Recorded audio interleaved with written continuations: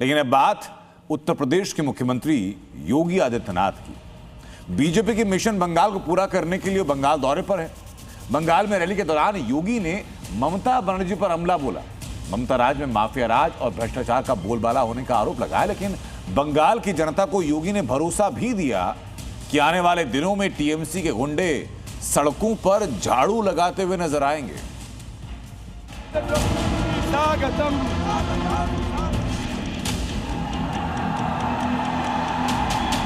Mafia प्रवृत्ति, ये BJP इसको समाप्त करेगी। बीजेपी का संकल्प है। टीएमसी अब नहीं चाहिए। बंगाल की सड़कों पर झाड़ू लगाते हुए दिखाई देंगे ये सभी लोग। सीएम योगी का मिशन बंगाल, निशाने पर दीदी के 15 साल। बंगाल के बाराबनी से यूपी के सीएम योगी आदित्यनाथ ने आज ऐलान कर दिया कि बंगाल को अब ममता बनर्जी सरकार की कोई दरकार नहीं है। अब बंगाल को माफिया राज और भ्रष्टाचार से मुक्ति मिलने वाली है। मैं तो आप सबसे इस बात की अपील करने के लिए आया हूं कि जो लोग पिछले 15 वर्षों से बंगाल को पहचान के संकट के दौर से गुजार दिए हो,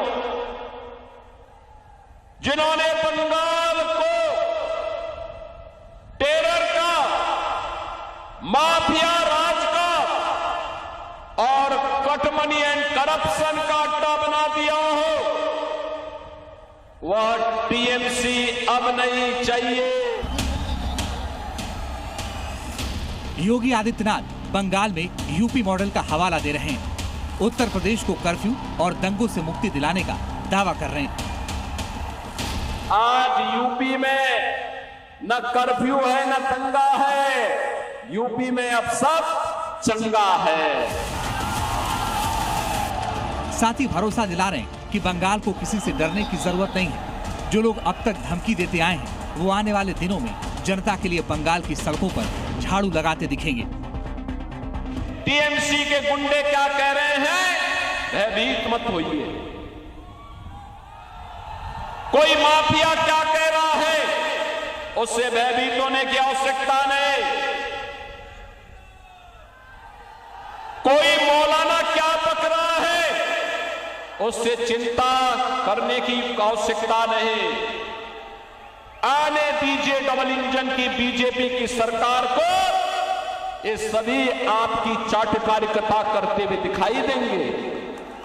आपके लिए बंगाल की सड़कों पर झाड़ू लगाते हुए दिखाई देंगे ये सभी लोग। एक तरफ बीजेपी के बुलडोजर बाबा फायर ब्रांड प्रचारक के तौर पर मैदान में, तो दूसरी तरफ है माँ, माटी और मानुष की सियासत करने वाली ममता बनर्जी, जो केंद्र सरकार से सवाल पूछ रही हैं और ताबड़तोड़ हमले कर रही हैं।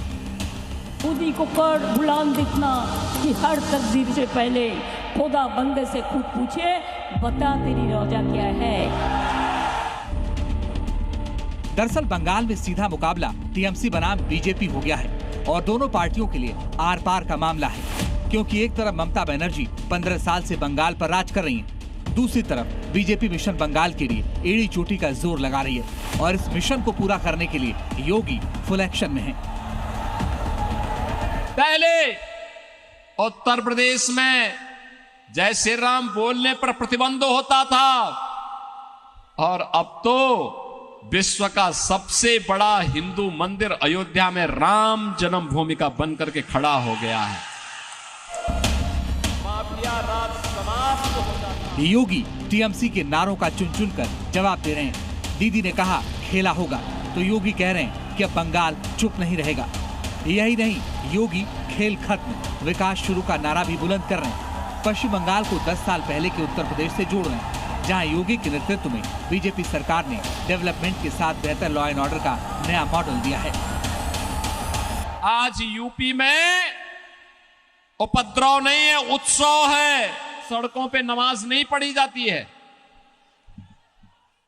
वहां मस्जिदों से कोई माइक की आवाज नहीं आती है। जय श्री राम। ब्यूरो रिपोर्ट, जी मीडिया। जय श्री राम। अब आगे दिखाते हैं आपको चुनावी दूरबीन, जहां पहुंची आज नॉर्थ 24 परगना के वाराणसी।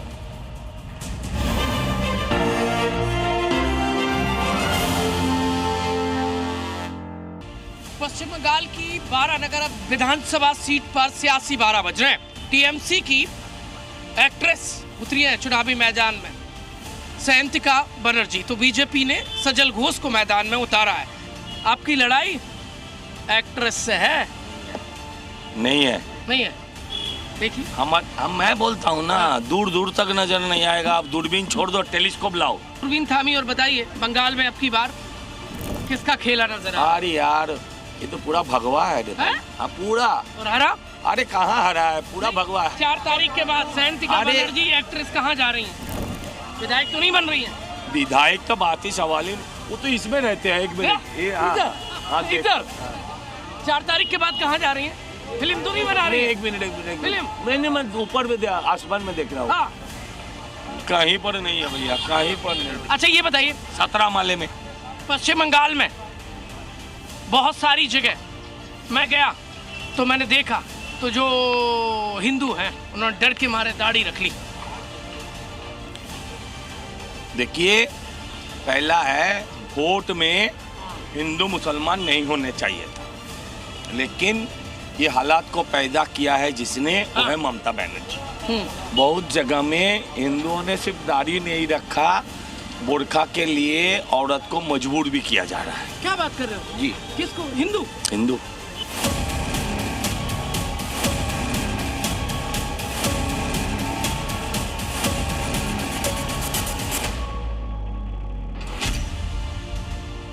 इस बार आपके दिल में क्या है, ममता या मोदी? हम लोग तो वो एकदम दीदी का बात है। दीदी का? हाँ एकदम दीदी का। रक्षाबंधन? एकदम रक्षाबंधन। यहाँ का ममता बनर्जी का राज चल रहा है। बीजेपी तो कह रही है हमारा कमल खिलेगा। वो कुछ नहीं खिलेगा। क्यों नहीं खिलेगा? कुछ नहीं करता है, वो झूठ बोलता है। इधर चाय वाली दीदी चाय पकड़ी है, आम भी है, आगे आ जाइए थोड़ा सा। ये दूरबीन में देखिए और मुझे बताइए कि बंगाल में आपको सेफ फील होता है कि नहीं होता, सुरक्षित? हम सुरक्षित है बंगाल में पूरा पूरा। वो आरजी कर वाला याद है? हाँ याद तो है, किंतु फिर भी हम सुरक्षित है यहाँ पे। महिलाएं सेफ हैं यहाँ पे? यहाँ पे ज़्यादा सेफ नहीं है। क्यों? ये तो घटनाएं आप लोग देख सकते हैं, क्या क्या हो रहा है, क्या क्या चल रहा है, सभी देख सकते हैं ना। नौकरी चल रही, ठीक चल रही है? मेरा तो ठीक चल रहा है, बाकी ठीक नहीं चल रहा है। क्यों? टीचर का आप लोग इतने सारे खबर करते हैं, तो मुझे इतना सारा खबर करते हैं।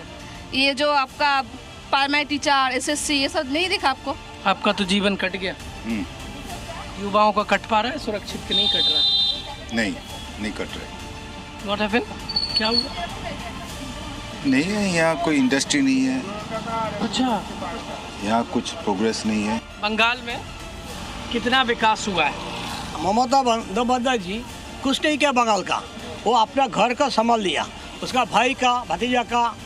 बताइए कौन सा राज आ रहा है, ममता राज या राम राज? राम राज। एकदम राम राज, 100%। ममता राज है भैया, ऐसा नहीं, आ जाओ और फिर आप उल्टा गिनती शुरू हो गई है। इधर आ गए। उसका उल्टा गिनती स्टार्ट हो गई है। नंबर बहुत ज्यादा है आपके आंखों का। हमारा नंबर ज्यादा नहीं है, ममता बनर्जी का नंबर अब खत्म होने वाली है। हाँ। मुख्यमंत्री कुर्सी पे 4 तारीख के बाद कौन दिख रहा है? शुभेंदु या फिर? तो शुभेंदु अधिकारी लौक रहा है। अब इनको दिखाइए, इनको दिखाइए। देखिए कौन दिख रहा है? हाँ पूरा सुरेंद्र देख रहा है, पूरा सुरेंद्र देख रहा है। ममता? नहीं खत्म, किधर गया? वो भाग गया। किधर? बांग्लादेश। आज के लिए बाय बाय कर रहा हूँ, कल फिर मुलाकात होगी। मैं लेके आऊंगा फिर से चुनावी दूरबीन, इसी वक्त इसी टाइम पर।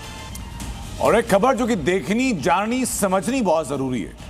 देश के अंदर कई शहरों से लगातार हिंदू लड़कियों के खिलाफ एक साजिश सामने आ रही है। कॉर्पोरेट ऑफिस से ये साजिश सामने आती है, वहां भी धर्मांतरण का खेल, जिम सी ऐसी साजिश सामने आती है, वहां लव जिहाद का खेल, कॉलेज यूनिवर्सिटी वहां भी जिहादी एक्ट, पार्लर वहां प्रेम जाल में फंसाकर जिहाद का खेल। अब जिहादी सोच कोचिंग सेंटर तक पहुंची है। गुरुग्राम में स्पेनिश सीखने वाली छात्रा को कोचिंग सेंटर के मालिक ने न केवल फंसाया, उसका शारीरिक शोषण किया। आरोप तो यहां तक भी है कि उसने हिंदू लड़की को कहीं छिपा दिया और उसके घर वालों तक उसकी खबर नहीं लग पा रही है। पुलिस इसी की जांच में जुटी है। पार्लर, कॉलेज, कॉर्पोरेट ऑफिस और अब कोचिंग सेंटर, जगह बदल रही है लेकिन पैटर्न एक ही है। शहर बदल रहा है लेकिन मिशन एक ही है। टारगेट हिंदू लड़कियां, साजिश लव जिहाद और धर्मांतरा। इसका सबसे ताजा सबूत आया है गुरुग्राम से, जहां कोचिंग के नाम पर लव जिहाद और धर्मांतरण की बड़ी साजिश का खेल चल रहा था। गुरुग्राम के सेक्टर 13 में कोचिंग सेंटर चलाने वाले आसिफ पर आरोप है कि उसने स्पेनिश सीखने आई एक छात्रा को पहले अपने प्रेम जाल में फंसाया। परिजनों का आरोप है कि आरोपी ने छात्रा का शारीरिक शोषण किया और इस दौरान जब वो 2 बार गर्भवती हुई तो डरा धमकाकर गर्भपात भी करवा दिया। गुरुग्राम में एक लव जिहाद का मामला सामने आया है, जहां मोहम्मद आसिफ नाम का एक शख्स कोचिंग सेंटर चलाता था, तो वहीं कोचिंग सेंटर में शिक्षा लेने आ रही एक युवती के साथ उसने संबंध स्थापित किए। यही नहीं, 2 बार गर्भपात कराने के बाद उस युवती को लेकर यहां से वो फरार भी हो गया। परिवार का आरोप है कि शिकायत के बावजूद पुलिस ने तुरंत कार्रवाई नहीं की, जिसके बाद अब पीड़ित परिवार हिंदू संगठनों के साथ इंसाफ की आस में पुलिस कमिश्नर के दफ्तर तक पहुंच गए। सीपी साहब से मिले हैं, हमने बताया है कि ये जो मामला है पूरा वाकया बताया कि भाई जिस तरह से ये लव जिहाद का मामला है, ये कोई ऐसे सामान्य मामला नहीं है। बच्चों को गुमराह किया जाता है, एक संचालक ही जिस तरह से गुमराह कर रहा है उसके ऊपर सीपी साहब ने कहा भी है कि हम इसकी जांच कराएंगे कि कौन है, क्या है और क्या क्या ये यहाँ पे हो रहा है। इस पूरे मामले में उस वक्त नया मोड़ आया जब परिजन लड़की की तलाश में उसके हॉस्टल पहुंचे। वहां उन्हें एक कथित नोट मिला जिसमें लिखा था कि वो अपनी मर्जी से आसिफ मोहम्मद से शादी कर रही है और अगर उसे रोका गया तो वो आत्महत्या कर लेगी। अब सवाल ये उठ रहा है कि क्या ये सच में लड़की का लिखा हुआ नोट है या फिर ये नोट उससे दबाव में लिखवाया गया। परिवार का आरोप है कि उनकी बेटी को उनसे मिलने भी नहीं दिया जा रहा और उसे कहीं छिपा कर रखा गया है। अगर उस बच्ची को कभी माँ बाप के सामने ही नहीं लाया गया, माँ बाप जिसने 18 साल 19 साल बच्ची को पाला, वो माँ बाप किस तरह से बिलीव कर लें उस चीज को कि जो लड़की सुसाइड नोट लिख चुकी है कि मैं आत्महत्या कर लूंगी और मेरी मृत्यु का कारण ये होगा, अचानक से वो बच्ची ये बोलती कि मैं अपनी सहमति से उसके साथ शादी कर रही हूँ और माँ बाप को उसके बारे में संज्ञान भी नहीं है, माँ बाप से उस बच्ची को मिलाया भी नहीं गया। वहीं हिंदू संगठन भड़के हुए हैं। उनका कहना है कि जिम, सैलून और कोचिंग सेंटर, हर जगह लव जिहाद और धर्मांतरण के मामले लगातार सामने आ रहे हैं, जो देश भर में कट्टरपंथियों की बड़ी साजिश की तरफ इशारा कर रही है। गुरुग्राम से देवेंद्र भारद्वाज के साथ ब्यूरो रिपोर्ट, जी मीडिया। लव जिहाद के उन अड्डों के बाद आपको अब मैं आतंक के खुफिया अड्डे दिखाता हूं। एलओसी पर पाकिस्तान की नई साजिश बेनकाब हुई। एक जो रिपोर्ट सामने आई, उस रिपोर्ट के अनुसार 700 लॉन्च पैड से करीब 800 आतंकी घुसपैठ की फिराक में। लेकिन इस बार अपनी चाल बदली है पाकिस्तान ने। खुफिया रिपोर्ट से सामने आया कि इस बार मुनीर की टेरर आर्मी छोटी छोटी टुकड़ियों के साथ एक साथ हिंदुस्तान के अंदर घुसपैठ का प्लान बना रही है। 70 लॉन्च पैड, 800 आतंकी। एलओसी पर मुनीर की टेरर फैक्ट्री। अपने मुल्क में मुसीबतों से घिरे पाकिस्तान एक बार फिर हिंदुस्तान के खिलाफ आतंकी साजिश रच रहा है। और तो और बॉर्डर से सटे इलाकों में मुनीर की टेरर आर्मी भी तैयार है।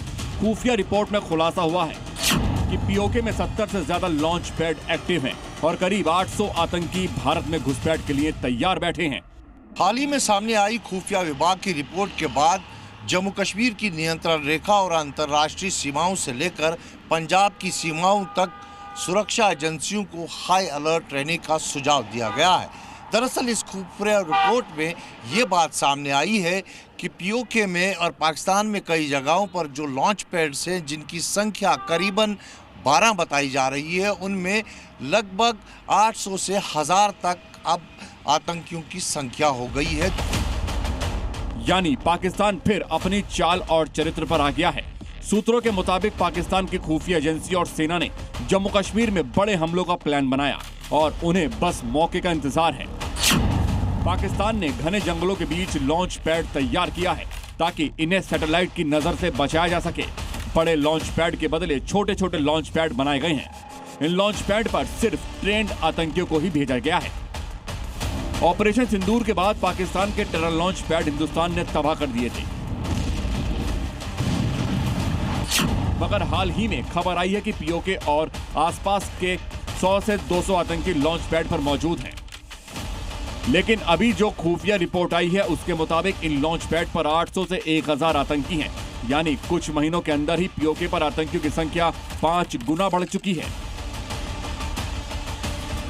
जो पाकिस्तान की बड़ी साजिश का हिस्सा हो सकता है। खुफिया रिपोर्ट के मुताबिक इस बार मुनीर ने अपने टेरर प्लान में बदलाव किया है।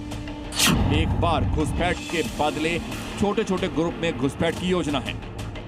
10 से 15 आतंकियों के कई ग्रुप अलग अलग जगहों से घुसपैठ कर सकते हैं ताकि सुरक्षा बलों पर दबाव बनाया जा सके और एक जगह से ध्यान हटाकर घुसपैठ की जा सके। इस बार जो मंशा रखते हैं आतंकी, वो मास इन्फिल्ट्रेशन का रखते हैं कि वो एक साथ ही कई जगहों से इन्फिल्ट्रेशन की कोशिश करेंगे ताकि जो सुरक्षा बलों का ध्यान है अगर एक जगह या दूसरी जगह से हट जाता है तो कुछ आतंकी जो है इस पार आ सकते हैं। तो इसलिए हाई अलर्ट घोषित किया गया है।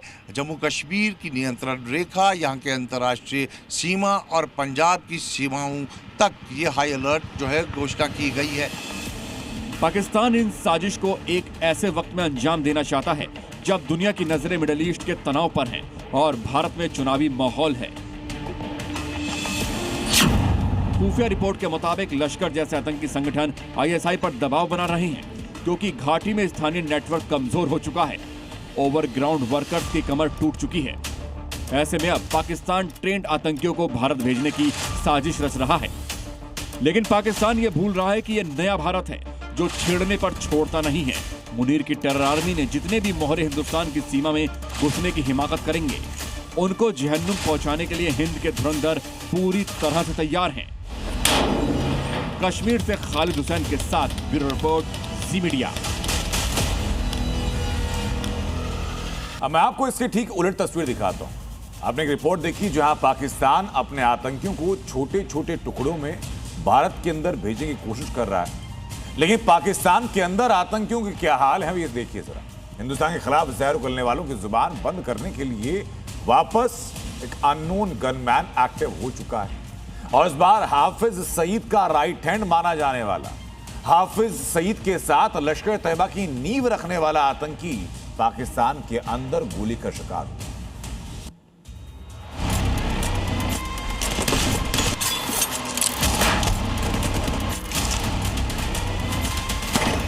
पाकिस्तान में धुरंधर 3 का ट्रेलर, लश्कर के आतंकी का एनकाउंटर, इंडिया के दुश्मन का काउंटडाउन। पाकिस्तान में एक बार फिर खूंखार आतंकी को ठोक दिया गया। पाकिस्तान में एक बार फिर लश्कर के टॉप आतंकी का बुलेट ट्रीटमेंट हुआ, लेकिन बदकिस्मती से वो बच गया।